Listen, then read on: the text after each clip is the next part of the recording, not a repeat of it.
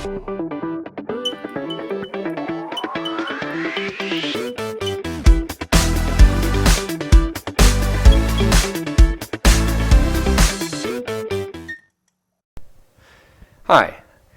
If you've been following this channel for some time, you know that the projects that I'm involved in are usually very extensive, and sometimes they have sub-chapters that themselves constitute projects, like when I built the flash lamps for the pulse dye laser. Working on the drones, one of the projects I'm involved in right now is building a gasoline-powered APU, or auxiliary power unit. And this structure, this generator, is going to require an enclosure.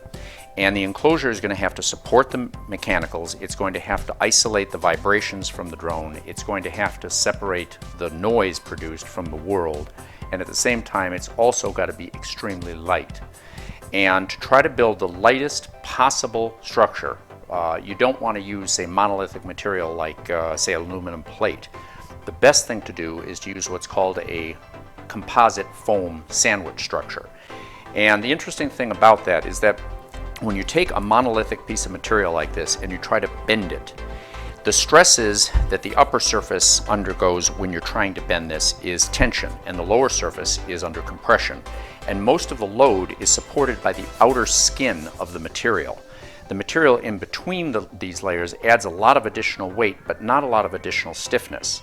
So if you could fool a panel or a structure into thinking it's got material between the two layers that effectively allows the outer layers to do their work, you can build a much lighter structure that still retains much of the strength of a monolithic piece of material. This little assembly I have here is two thin carbon sheets. They're clamped on their edges so that they don't slip relative to each other.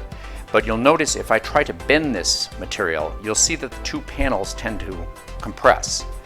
And so in order to make this operate as if it were one thick panel about a centimeter thick, I have to place something between the two panels so that they're unable to approximate each other.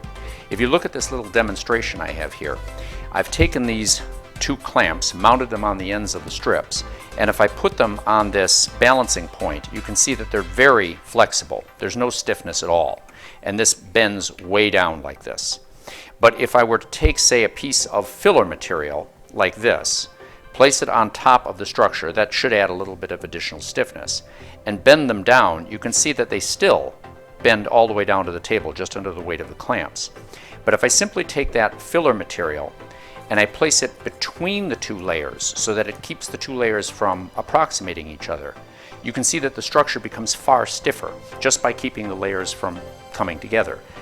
Now, the best way to oppose that vertical compression load is with a straight line of opposition. In other words, a straight load path. Soda straws would be a good example. They're not very stiff in this direction, but in this direction, in terms of compression, they're very strong.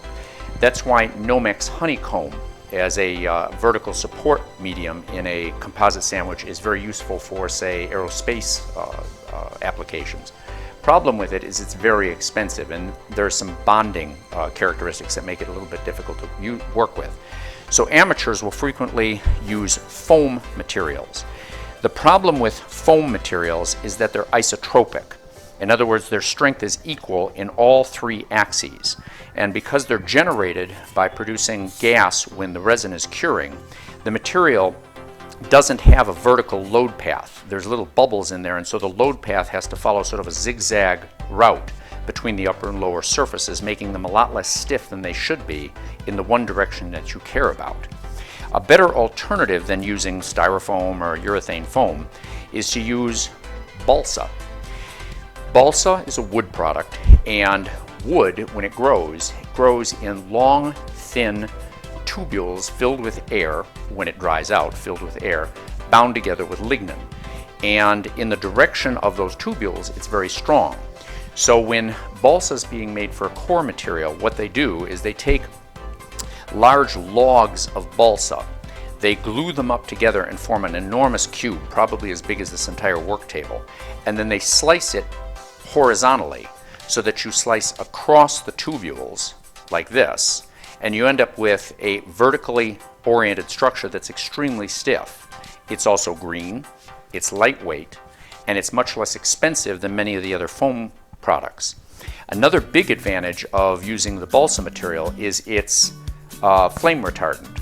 It doesn't burn very easily, and it is much, much stiffer than the other foam materials. These are all of similar weight.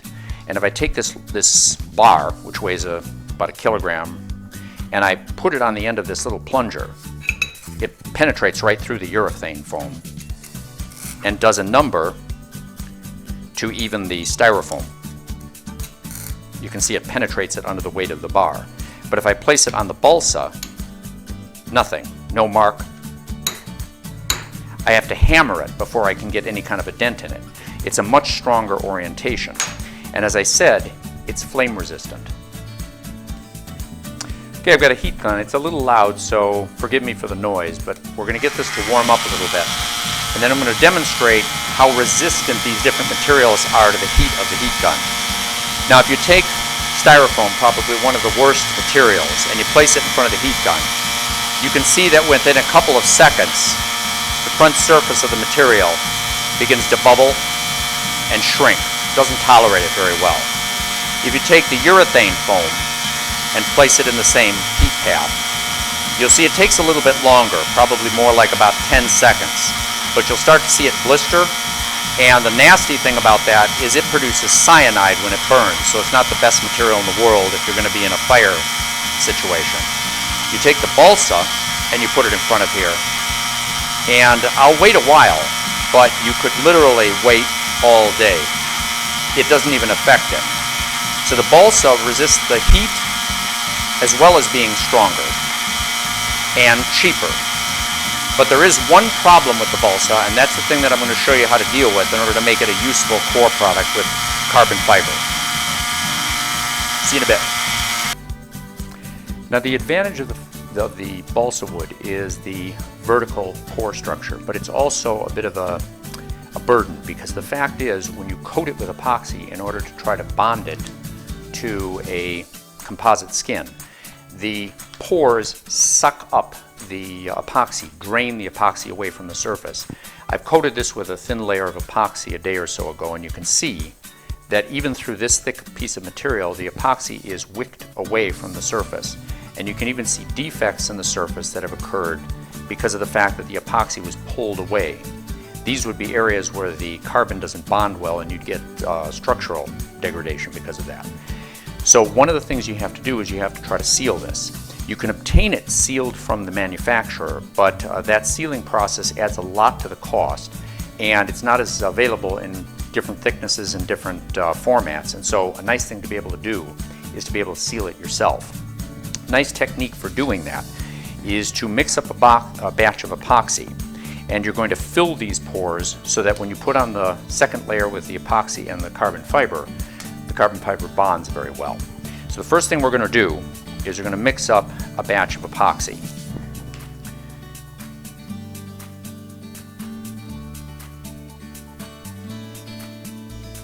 I'll make my standard mix of 40 and 20, 41 or thereabouts.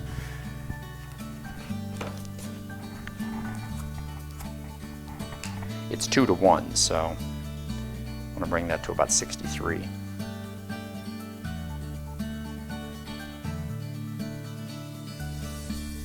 This scale seems to be a little bit delayed, like after I think I'm done, it adds a gram or two.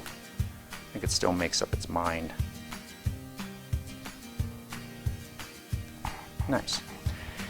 Now we're going to blend this up first, make it a nice blend before we add any kind of additional filler to this, because it blends better when it's just the thin liquid.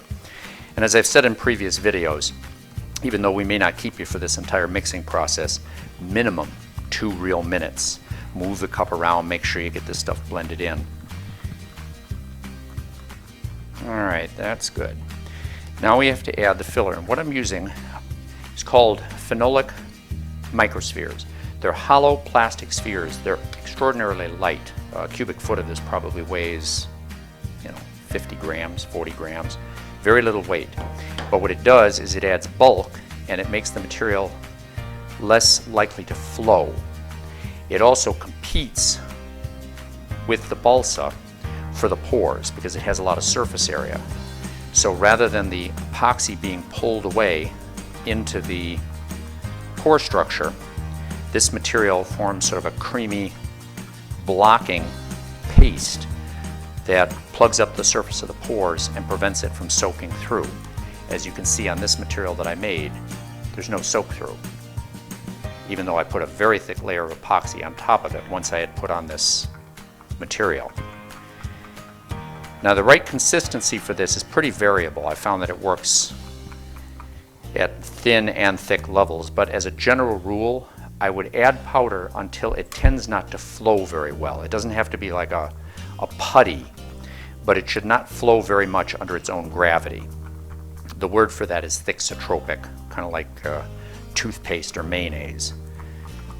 Epoxy flows, even though it looks very thick, it creeps everywhere. This material tends not to.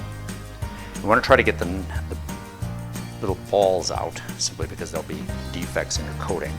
So it can take a little bit of mixing to get that up.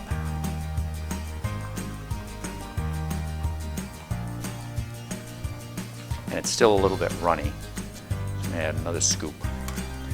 This stuff is so light, it's also very difficult to weigh it in. You almost have to do it by its performance, because you might add like a gram to the 60 grams and you won't be able to see it unless you have a super precise scale. That's looking pretty good. It's a little runny, but it'll spread a little easier too.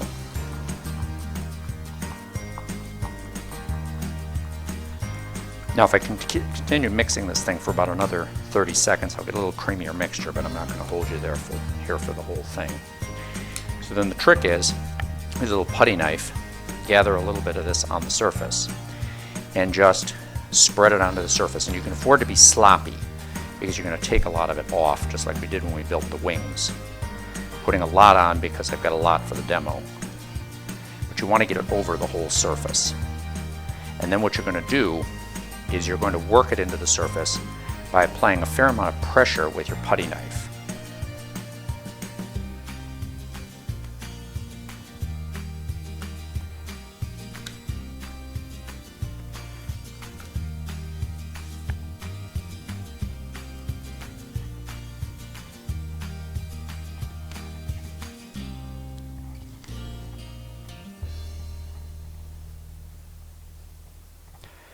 And don't be afraid that you have little ridges here, because this stuff is super soft. It's not at all like a plaster.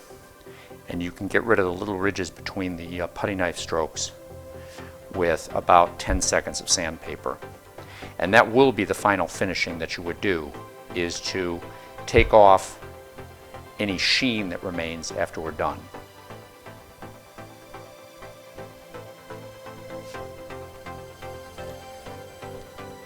And that's it.